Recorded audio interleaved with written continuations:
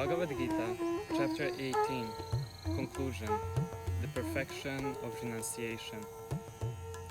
Arjuna said, O mighty armed one, I wish to understand the purpose of renunciation, Tyaga, and of the renounced order of life, Sannyas, O killer of Keshi demon, master of the senses.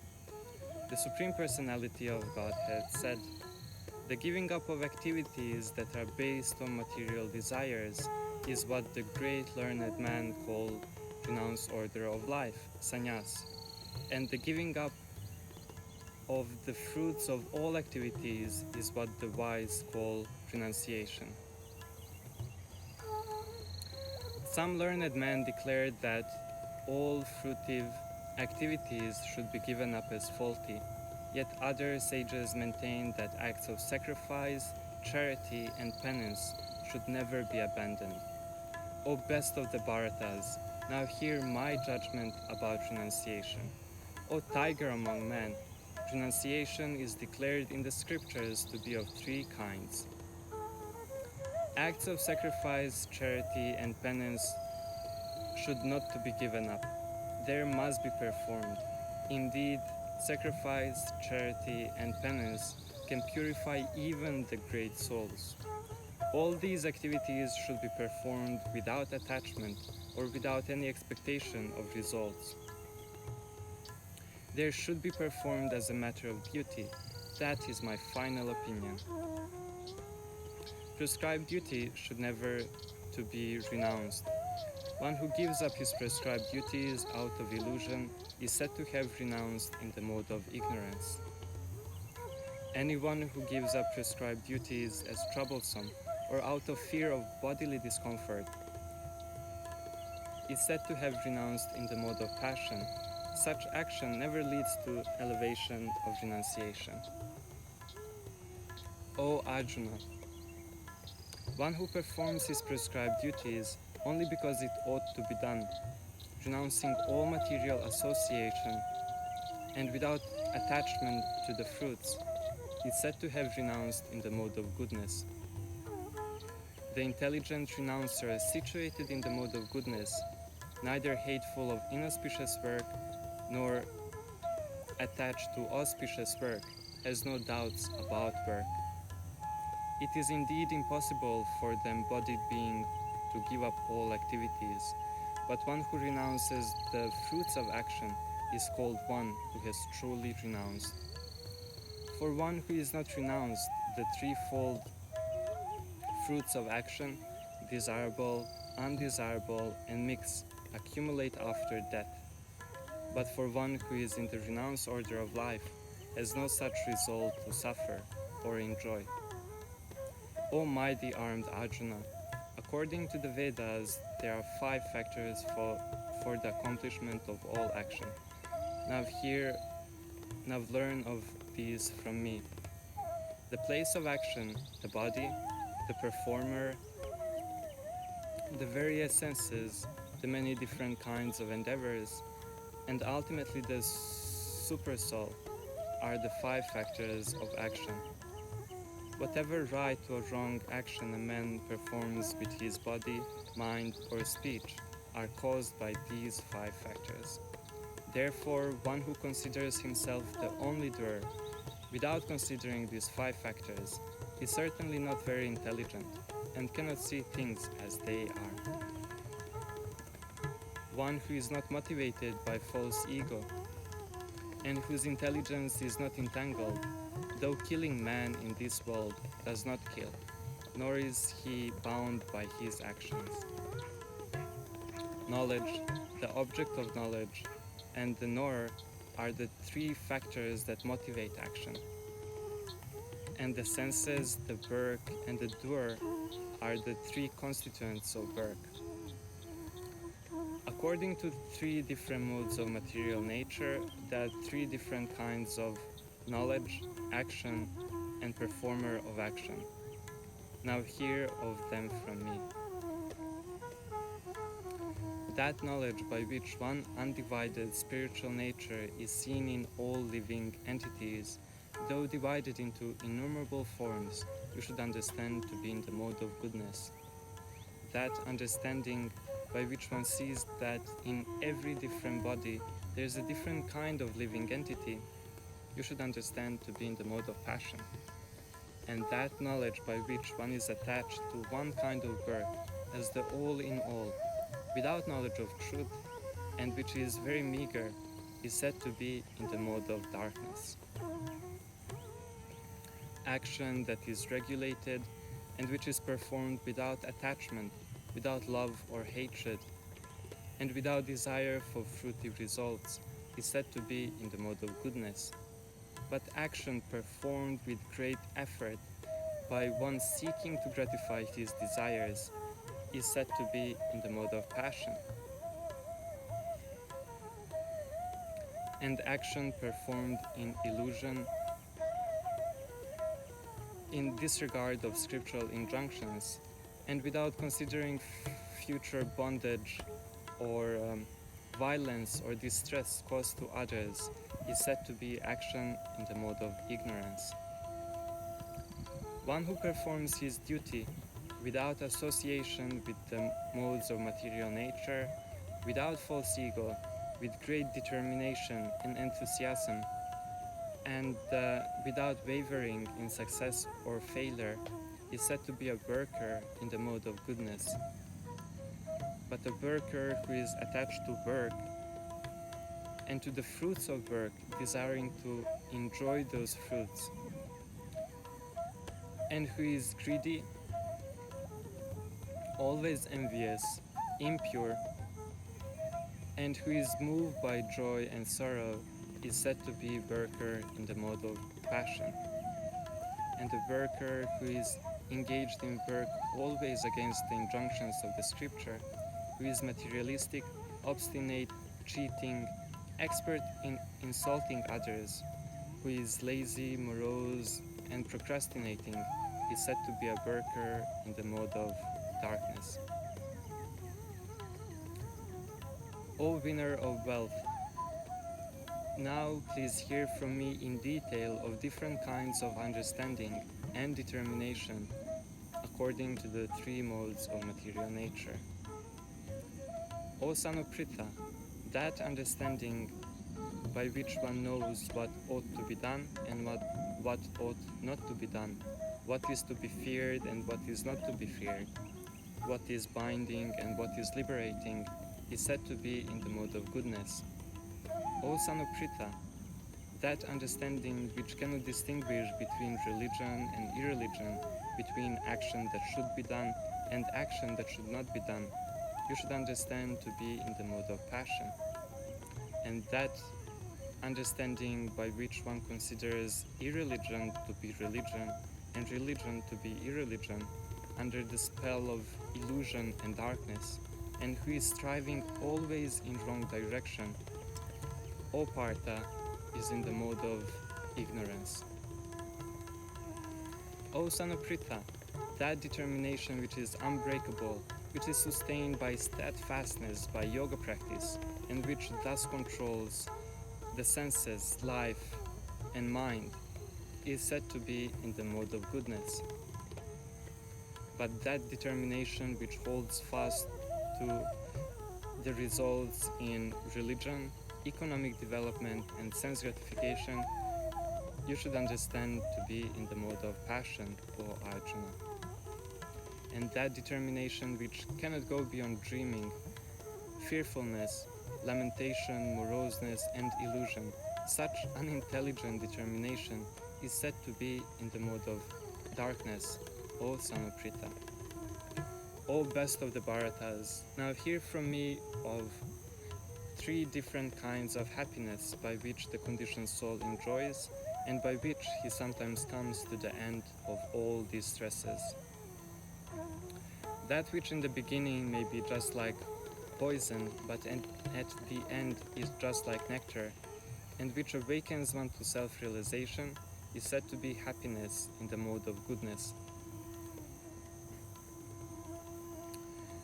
That happiness which is derived from contact of the senses with their objects, and which may appear like nectar at first, but poison at the end, is said to be happiness in the mode of passion, and that happiness, which is blind to self-realization, and which is delusion from beginning to end, and which is born of sleep, laziness, and delusion, is said to be in the mode of ignorance. There is no being existing either here or among the demigods in the higher planetary systems who is free from these three modes born of material nature.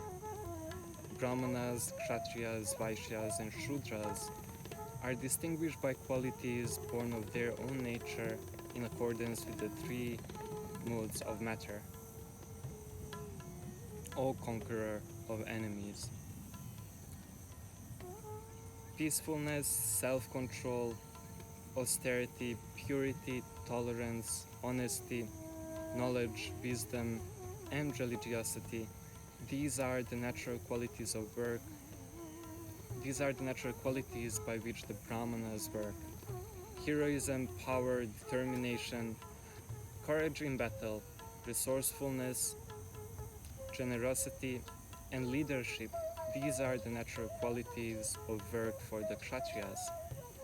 Farming, cow protection, and business are the natural works for Vaishyas, and for the Shudras there is labor and service to others.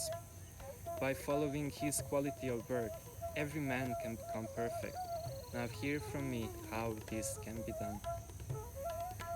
By worship of the Supreme Lord, who is the source of all beings, and who is all-pervading, every man can attain perfection through performing his own work.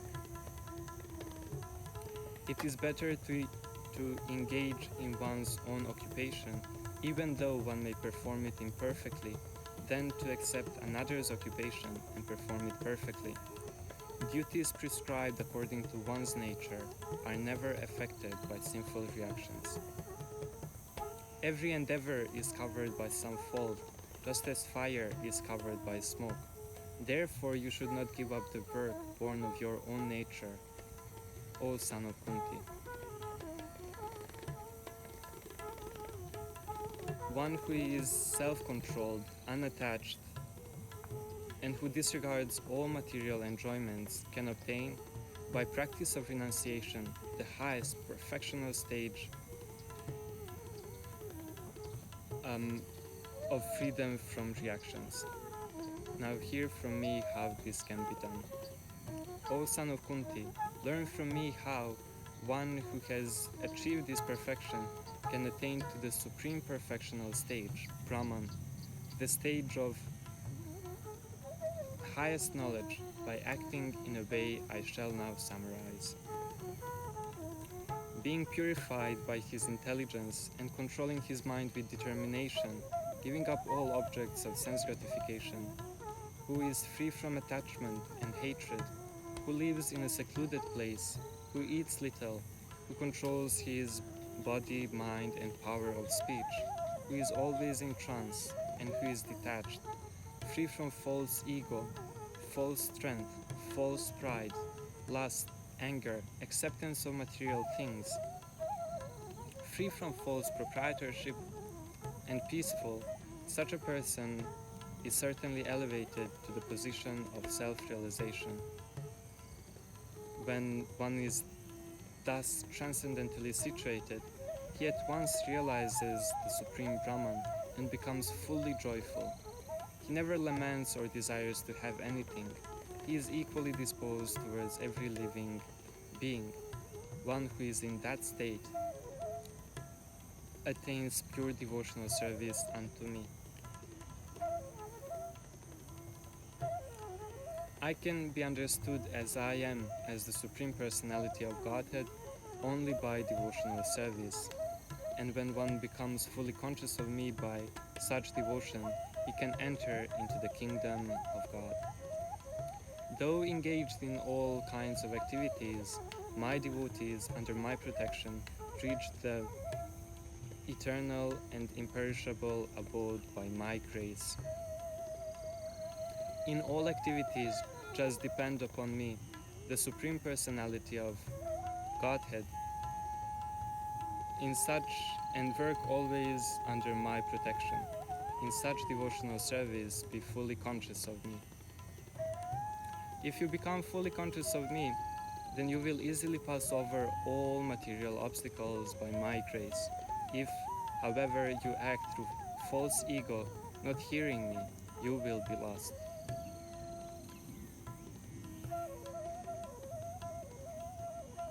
If you do not act according to my direction and do not fight, you will falsely be directed. By your nature, you will have to be engaged in warfare. Under illusion, you are now declining not to act according to my direction, but impelled by work born of your own nature, you will act all the same, O son of Kunti. The Supreme Lord is situated in everyone's heart, O Arjuna, and is directing the wanderings of all living entities, who are situated as in a machine made of material energies. Surrender unto him utterly. By his grace you will attain transcendental peace and the supreme eternal abode. Thus I have explained to you knowledge still more confidential. Deliberate on it fully and then do what you wish to do. Because you are my very dear friend, I am speaking to you my supreme instruction, the most confidential knowledge of all. Hear this from me, for it is for your benefit. Always think of me, become my devotee, worship me, and offer your homage unto me. Thus you will come to me without fail. I promise you this because you are my very dear friend. Abandon all varieties of religion and just surrender unto me. I shall deliver you from all sinful reactions. Do not fear. This confidential knowledge may never be explained to those who are not austere, not devoted, or not engaged in devotional service, nor to one who is envious of me. One who explains this supreme secret to the devotees, pure devotional service is guaranteed, and at the end he reaches my abode. There is no servant in this world more dear to me than him, nor will there ever be one more dear. And I declare that one who studies this sacred conversation of ours worships me by his intelligence. And one who hears this with faith and without envy becomes free from all sinful reactions and attains to the auspicious planets where the pious dwell. O son of Pritha, O conqueror of wealth, have you heard this with an attentive mind? And are your illusion and ignorance now dispelled? Arjuna said, My dear Krishna, O infallible one, my illusion is completely gone. I have regained my memory by your mercy. I am now firm and free from doubts, and I am ready to act according to your instructions. Sanjaya said, Thus I have heard the conversation of two great souls, Krishna and Arjuna, and so wonderful is that message that my hair is standing on end. By the mercy of Vyasa, I have heard this most confidential talk directly from the master of all mysticism, Krishna, who was speaking personally to Arjuna. O king, as I recall this wondrous and holy dialogue between Krishna and Arjuna, I take pleasure, being thrilled at every moment. O king, as I remember the wonderful form of Krishna, I am struck with wonder, and I rejoice again and again. Wherever there is Krishna, the master of all mysticism, and wherever there is Arjuna, the supreme archer, there will certainly be opulence, victory, extraordinary power, and morality. That is my opinion.